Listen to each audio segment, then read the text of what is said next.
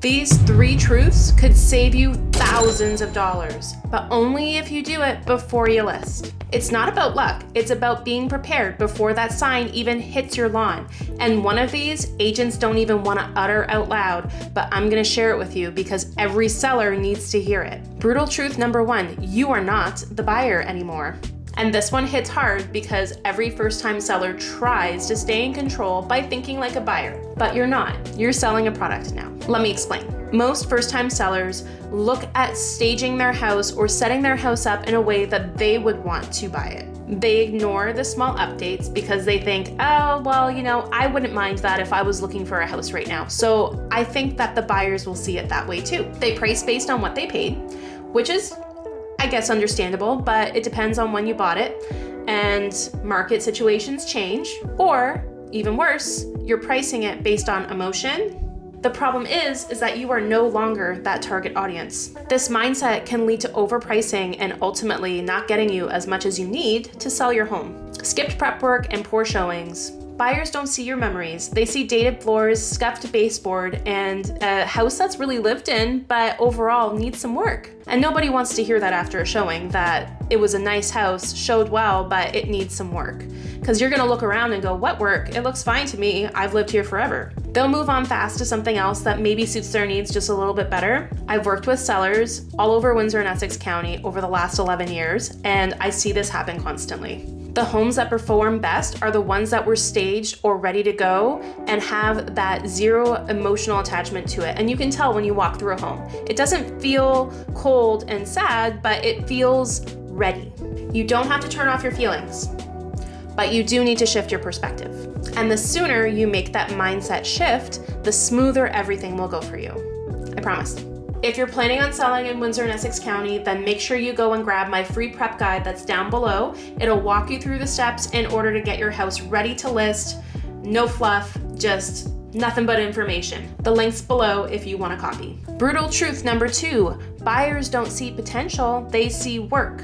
And if this first one didn't sting, this one might. Most first-time sellers think that the buyers will look past all that small stuff. They assume that people will see what they saw when they bought it. But most buyers today are overwhelmed, cautious, and they don't want a project. When you walk through your home and you're getting it ready to sell, you're probably thinking, it's just cosmetic. They could easily fix that. They probably want to redo that kitchen anyway. But buyers don't see possibility, not always. They see money, time, stress, and risk. Every small thing feels like a mountain when you're trying to envision living in a space, so all those little things add up very quickly. Even if it seems like a small project to you, not everybody has the same means and capacity to be able to deal with it. That one project you said you were gonna do and didn't manage to do it, it looks like neglect. That one room that just doesn't have anything in it and is more storage than anything, it feels cold and incomplete. Every little thing that a buyer has to look past in order to see if they can see themselves there turns into a simple swipe away from your listing or a lowball offer. You might think that they're being picky, but they're being protective. And yeah, I've had listings where the seller thought that it was going to sell. Someone will see the potential, they said. And what happened? It sat. Buyers didn't want potential, they wanted polished. Especially in our market here in Windsor and Essex County, there's lots of options out there right now. They're always going to pick the ones that feel done because they have less investment to get it where they need it to be so that they can move in. If you want top dollar, your home can't be a project. Even if it's minor, fix it now or price accordingly. Because most buyers are not showing up ready to take on a project, they're throwing out anxious energy and calculators, okay? They don't want to take care of your mess. Do it yourself, please. Okay, so brutal truth number 3, your home stops being yours the day it hits the market. And this is the one that most agents don't say out loud, because it's not just about your home, it's about letting go of control. And that part is hard, especially when it's your first time. You don't want to mess up. You want to do everything perfectly. And the reason most agents don't share this is because it's simply uncomfortable. The moment your home goes live, it's not your home anymore, it's a product. I know that sounds cold, but that's just the way it is. Most sellers will try and stay emotionally involved. They personalize the offers, they take feedback personally, and it's hard not to because you've been living there, right? And you've made it your own, so I can understand that. Ultimately, they say, this is still my house. I'll take that offer when it feels right. But the longer you stay attached, the harder it becomes to make that decision when it matters. That attachment becomes your biggest liability because that offer might be right in front of you, but you're too clouded in judgment to see it when it matters. You hold out for the right price, not the right strategy. You might micromanage showings, staging, maybe even how it's marketed. You might reject a solid offer just because it doesn't sound good enough or it doesn't feel good enough. And then what happens? That listing goes stale.